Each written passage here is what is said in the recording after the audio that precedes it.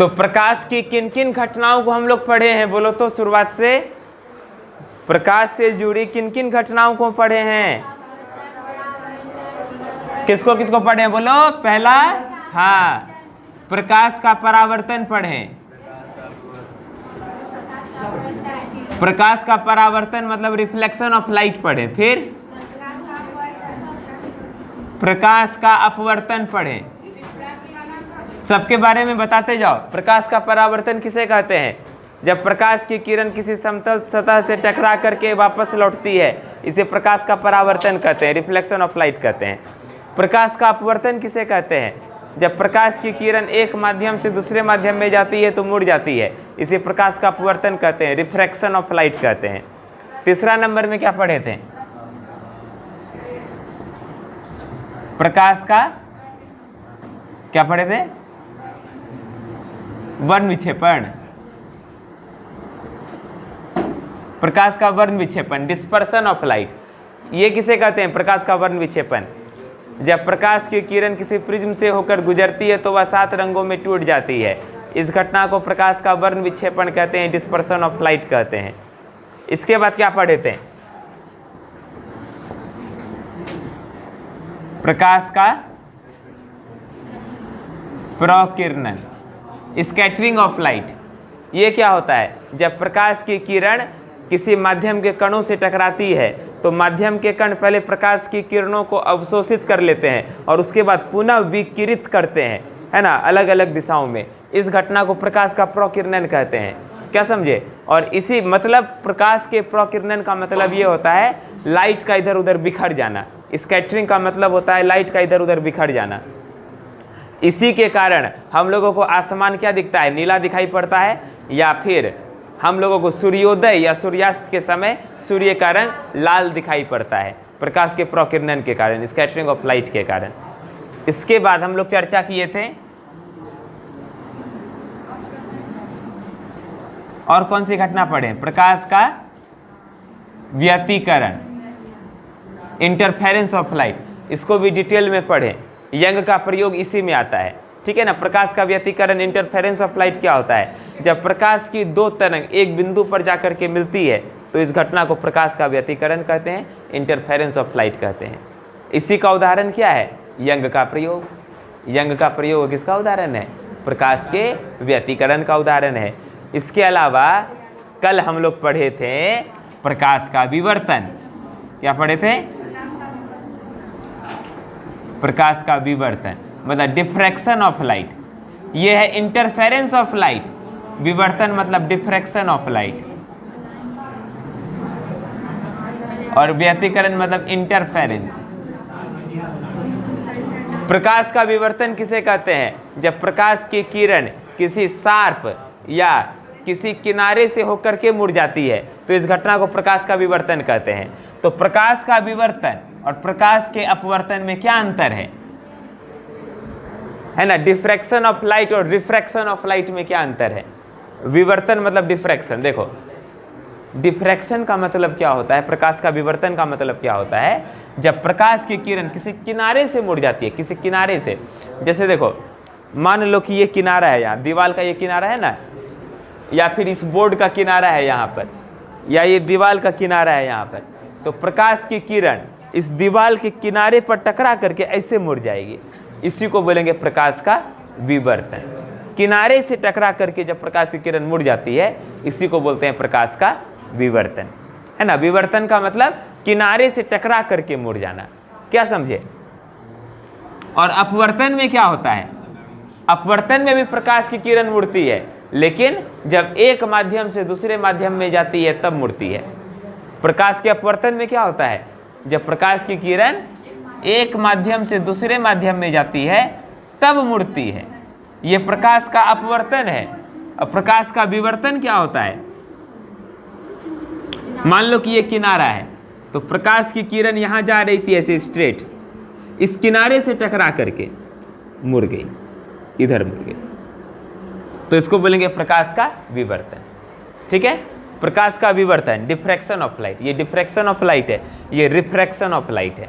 Refraction में क्या होगा, रिफ्रैक्शन में क्या होगा, प्रकाश की किरण एक माध्यम से दूसरे माध्यम में जाती है तब मुड़ती है। देखो मुड़ गई प्रकाश की किरण, मुड़ी ना। और विवर्तन में क्या होगा, डिफ्रैक्शन में क्या होगा, प्रकाश की किरण किनारे से टकराकर, बेंडिंग ऑफ लाइट रे around sharp corner, sharp corner पर, किनारे पर टकरा करके मुड़ गई। इसी को हम लोग बोलते हैं डिफ्रैक्शन ऑफ लाइट या प्रकाश का विवर्तन। यहाँ पे भी मुड़ी है प्रकाश की किरण, विवर्तन में भी, डिफ्रैक्शन में भी, और अपवर्तन में भी, रिफ्रैक्शन में भी। लेकिन दोनों में अंतर समझ गए। इसमें कब मुड़ती है, जब एक माध्यम से दूसरे माध्यम में जाती है तब मुड़ती है अपवर्तन में। अब विवर्तन में कब मुड़ती है, किनारे से टकरा कर मुड़ती है। समझ गया कि नहीं। आज अंतिम टॉपिक पढ़ेंगे प्रकाश का ध्रुवन, प्रकाश का ध्रुवन। ये पढ़ करके प्रकाश चैप्टर को समाप्त कर देंगे। समझ गया कि नहीं, कर देंगे समाप्त। कितना दिन से पढ़ रहे हैं ऑप्टिक्स, 2 हफ्ते से सर। 2 हफ्ते से। तुम्हारा टाइमलाइन स्लो है बाबू। पूरा प्रकाश चैप्टर कितने दिन से पढ़ रहे हैं,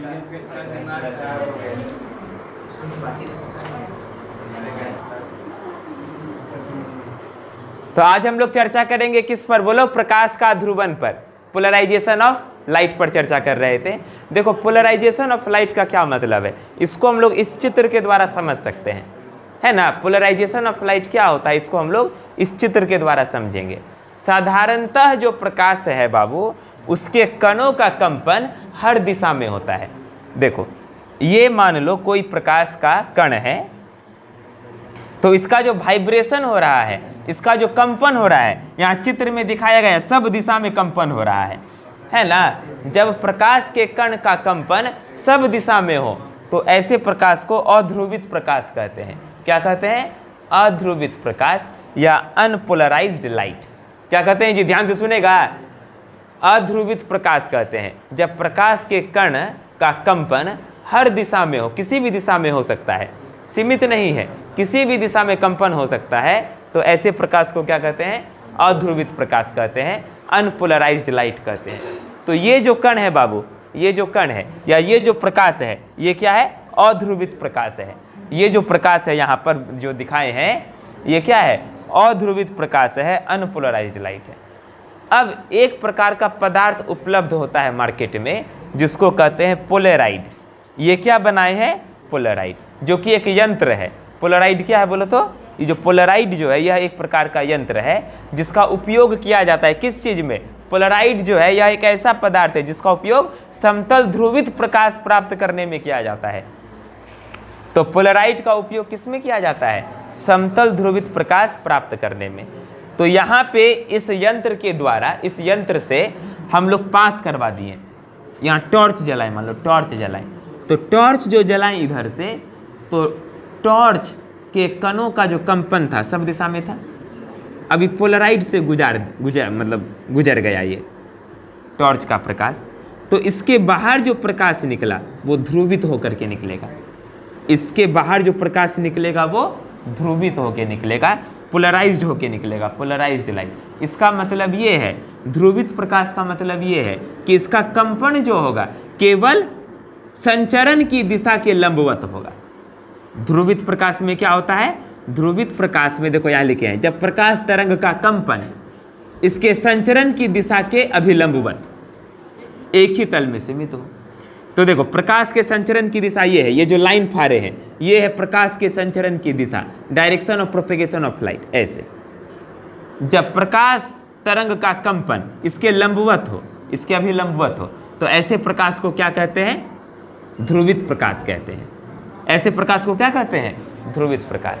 तो जब प्रकाश तरंग के कणों का कंपन इसके संचरण की दिशा के क्या हो, अभिलंबवत हो और एक ही तल में सीमित हो, एक ही तल में सीमित है, तो इसे क्या कहते हैं, ध्रुवित प्रकाश कहते हैं। क्या कहते हैं, ध्रुवित प्रकाश। देखो अध्रुवित प्रकाश में कंपन सब दिशा में था, सब दिशा में, इधरो है कंपन, इधरो हो रहा है, इधरो हो रहा है, इधरो हो रहा है, इधरो हो रहा है, इधर सब दिशा में कंपन हो रहा है जो तीर बता रहा है।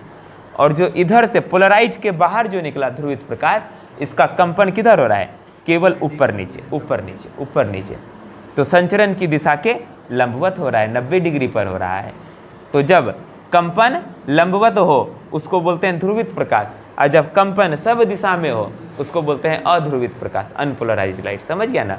और अध्रुवित प्रकाश को ध्रुवित करने का काम कौन करता है? पोलराइड करता है। कौन करता है? पोलराइड करता है। ठीक है ना। अनपोलराइज्ड लाइट को पोलराइज्ड लाइट कौन बनाता है? पोलराइड बनाता है। अनपोलराइज्ड लाइट को पोलराइज्ड लाइट कौन बनाता है? पोलराइड बनाता है। समझ गया कि नहीं? कोई दिक्कत नहीं? सारा परिभाषा लिख लिए। चलो इसके बाद एक महत्वपूर्ण नियम है, ब्रूस्टर का नियम पढ़ेंगे। समझ गया ना पोलराइजेशन किसे कहते हैं? तो जब प्रकाश तरंग का कंपन इसके संचरण की दिशा के अभिलंबवत एक ही तल में सीमित हो तो इस प्रकाश को ध्रुवित प्रकाश कहते हैं, और इस घटना को प्रकाश का ध्रुवण कहते हैं। ये जो टॉपिक है ये हर साल पूछा जाता है बोर्ड परीक्षा में, निश्चित इस बार भी पूछेगा। तो जब पूछेगा प्रकाश का ध्रुवण किसे कहते हैं तो ये परिभाषा लिख के चित्र भी बना देंगे। समझ गया कि नहीं? तब समझ में आ जाएगा बढ़िया से। तो प्रकाश का ध्रुवण बाबू हर साल पूछा जाता है 2 नंबर में। ठीक, तो प्रकाश का ध्रुवण किसे कहते हैं जब ये पूछा जाएगा तो परिभाषा लिखने के बाद इसका चित्र भी बना देंगे। चित्र बनाना जरूरी है। समझ गया ना। तो हम कई बार बोले हैं तुम लोग को, जब भी कोई परिभाषा पूछे परीक्षा में तो उससे संबंधित जो चित्र है वो भी बना देना है, और उससे संबंधित जो फॉर्मूला है वो भी लिख देना चाहिए। समझ गया कि नहीं? फॉर्मूला भी लिख देना है और जो रिलेटेड फिगर है चित्र वो भी बना देना है, तब पूरा नंबर मिलेगा। अब अगला इंपॉर्टेंट टॉपिक है जो भी हर साल पूछता है ऑब्जेक्टिव में भी, ब्रूस्टर का नियम। ऑब्जेक्टिव में भी क्वेश्चन रहता है इस पर, ब्रूस्टर का नियम लिखेंगे, ब्रूस्टर का नियम। लेकिन उसके पहले एक बात है, प्रकाश के ध्रुवण से क्या पता चलता है? प्रकाश के ध्रुवण से यह पता चलता है कि प्रकाश एक अनुप्रस्थ तरंग है। क्या पता चलता है? प्रकाश एक अनुप्रस्थ तरंग है। समझ गया ना। लाइट एक ट्रांसवर्स वेव है, ये पता चलता है। तो प्रकाश के ध्रुवण से क्या पता चलता है?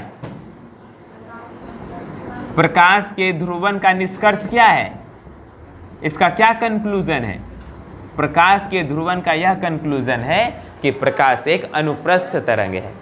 इसका निष्कर्ष ये है कि प्रकाश एक अनुप्रस्थ तरंग है। प्रकाश के ध्रुवण का क्या है निष्कर्ष? कि प्रकाश एक अनुप्रस्थ तरंग है, ट्रांसवर्स वेव है। Light is a transverse wave.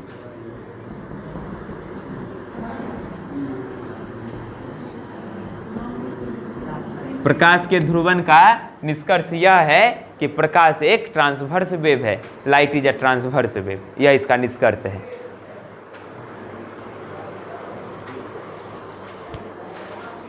ना, प्रकाश के ध्रुवण का निष्कर्ष यह है कि प्रकाश एक अनुप्रस्थ तरंग है, light is a transverse wave.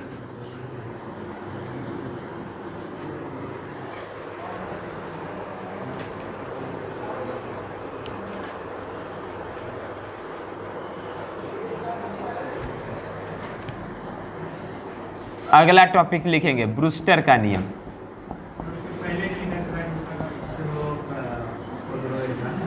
कौन सी?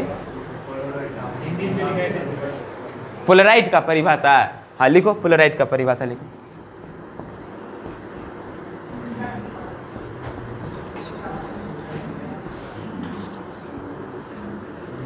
लिखो पोलराइड किसे कहते हैं, लिखो। अंग्रेजी में बोलते हैं, हिंदी में लिखाए थे, अंग्रेजी में बोलते हैं, लिखो। It is a material, Polaroid की परिभाषा अंग्रेजी में, it is a material which is used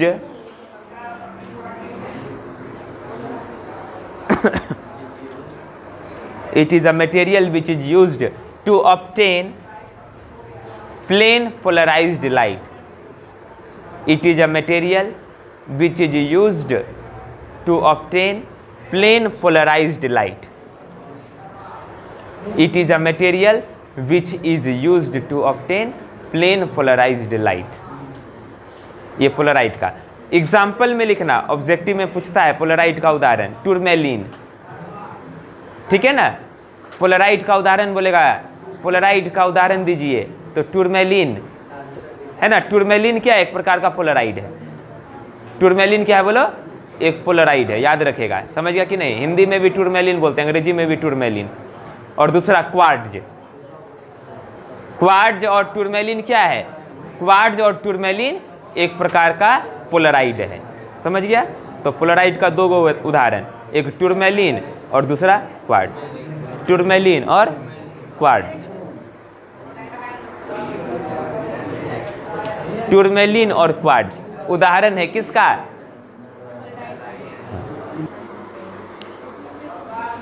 देखो एक और महत्वपूर्ण टॉपिक है ब्रूस्टर का नियम, जो हर साल लगभग पूछा जाता है। समझ लेंगे ब्रूस्टर का नियम क्या है। ब्रूस्टर का नियम कहता है किसी माध्यम की सतह पर आपतित किरण, आपतित किरण मतलब इंसिडेंट रे। देखो ये माध्यम की सतह है, ये जो AB है ये क्या है? माध्यम की सतह। इस पर एक आपतित किरण गया, ये PQ जो है ना, ये आपतित किरण है। PQ क्या है? आपतित किरण, इंसिडेंट रे। यहां पर कोई कोण बना है, देखो IP। ये जो कोण IP है इसको हम लोग ध्रुवन कोण कहते हैं, एंगल ऑफ पोलराइजेशन कहते हैं। इसको क्या कहते हैं? IP को क्या कहते हैं? ध्रुवन कोण कहते हैं। इस IP को क्या कहते हैं? ध्रुवन कोण। अंग्रेजी में एंगल ऑफ पोलराइजेशन कहते हैं, समझ गया। तो ध्रुवन कोण का जो टेंजेंट होगा, ध्रुवन कोण का टेंजेंट, टेंजेंट मतलब होता है tan थीटा। टेंजेंट का मतलब क्या होता है? tan थीटा, है ना। तो ध्रुवन कोण का देखो, ध्रुवन कोण IP का टेंजेंट, आगे 10 लगा दिए, माध्यम के अपवर्तनांक के बराबर होता है। कितना आसान नियम है, ये फॉर्मूला के बराबर, फॉर्मूला जो कह रहा है वही नियम में लिखल है। ध्रुवन कोण का टेंजेंट, ये ध्रुवन कोण हो गया IP, इसका टेंजेंट मतलब tan IP किसके बराबर होगा? अपवर्तनांक के बराबर होगा, माध्यम के अपवर्तनांक के बराबर होता है। तो फॉर्मूला भी वही हो गया, म्यू बराबर tan IP। समझ गया ना। तो जो परिभाषा में लिखाए हैं वही चीज फॉर्मूला में है, समझ गया। ध्रुवन कोण का टेंजेंट माध्यम के अपवर्तनांक के बराबर होता है। Tangent of angle of polarization is equal to refractive index of the medium, समझ गए। अब इस चित्र को समझ लेते हैं। देखो ये माध्यम की सतह है, इस पर एक अध्रुवित प्रकाश गिरता है। इस पर क्या गिरता है? एक अध्रुवित प्रकाश गिरता है। अब क्या होगा? एक माध्यम से दूसरे माध्यम में जब प्रकाश की किरण जाती है तो अपवर्तन होता है, ये प्रकाश की किरण इधर मुड़ गई, लेकिन इसका कुछ भाग जो है वापस उसी माध्यम में चला गया। तो ये जो हुआ ये पूर्णतः ध्रुवित प्रकाश हम लोग को मिल जाएगा। इस प्रकार से अध्रुवित प्रकाश भेजे, लेकिन ये जो प्रकाश गया इस तरफ ये पूर्णतः ध्रुवित प्रकाश होगा, फुल्ली प्लेन पोलराइज्ड लाइट होगा, समझ गया ना। ये था अध्रुवित प्रकाश जो माध्यम की सतह पर गिरा, और इस तरफ जो गया ये पूर्णतः ध्रुवित प्रकाश हो गया, फुल्ली प्लेन पोलराइज्ड लाइट हो गया, समझ गया कि नहीं। इस बात का ध्यान रखेंगे। और यहाँ पे जो कोण बना है QS और QR के बीच में 90 डिग्री का कोण बना है ना, 90 डिग्री का कोण बना है, समझ गया। तो यही है ब्रूस्टर का नियम, उससे रिलेटेड चित्र है। तो जब ब्रूस्टर का नियम पूछेगा तो ये परिभाषा लिख करके ये चित्र बना देंगे और ये फॉर्मूला लिख देंगे म्यू बराबर tan IP। ऑब्जेक्टिव में ये फॉर्मूला पूछा जाता है, म्यू बराबर tan IP। 4 को ऑप्शन दे देगा म्यू बराबर tan IP, एक ऑप्शन दे देगा म्यू बराबर cot IP, एक ऑप्शन दे देगा म्यू बराबर sin IP, और चौथा ऑप्शन दे देगा म्यू बराबर cos IP। तो A नंबर म्यू बराबर tan IP, समझ गया। ऑब्जेक्टिव में ऐसा प्रकार का क्वेश्चन पूछा जाता है, ठीक है ना। हाँ, तो इसी के साथ क्या हो गया, तुम्हारा वेब ऑप्टिक्स और पूरा ऑप्टिक्स चैप्टर समाप्त हो गया, ठीक है। 2 भाग में हम लोग पढ़े, ज्योमेट्रिकल ऑप्टिक्स पढ़े, वेब ऑप्टिक्स पढ़े, ठीक है ना। तो ये पूरा समाप्त हो गया। आगे हम लोग मॉडर्न फिजिक्स चालू करेंगे। क्या चालू करेंगे? मॉडर्न फिजिक्स अब चालू करेंगे।